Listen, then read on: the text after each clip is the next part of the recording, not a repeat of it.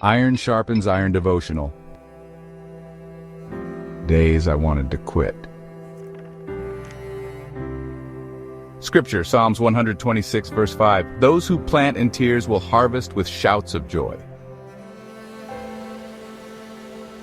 There was a time in my life when I felt like I was drowning in a cycle of functional depression. During the day, I pushed through work, wearing a mask of normalcy, but at night I succumbed to the crushing weight of my emotions. My bed became both a refuge and a prison. No matter how promising a day might have seemed, I always found myself back in the same broken state, shedding countless tears. One day I prepared for an 8-hour drive back home. Before leaving, I stopped to visit my kids. At the time, my oldest was 4 and my youngest was 2. Every time I saw them, I'd tell them, "Daddy loves you," and they would sweetly reply, "I love you too, Daddy." Their words always touched my heart. But on this particular day, something extraordinary happened. As I knelt to hug my daughters, my oldest walked up to me, wrapped her tiny arms around me and said, "I love you, Daddy," without me saying it first.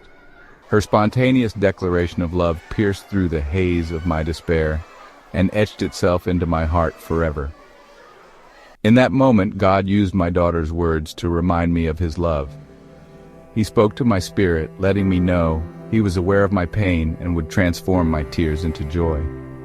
He showed me that even in my darkest moments, He is always present, using unexpected vessels to express His unchanging love. There will be days when life feels unbearable, and you might want to quit. But remember, God is close to the brokenhearted and catches every tear.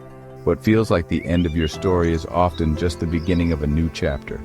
Those tears you sow in pain will one day produce a harvest of joy. Keep pressing forward and lean on Him, for He will never leave you nor forsake you. Prayer. Father, life's burdens can feel overwhelming, and there are moments when we're tempted to give up.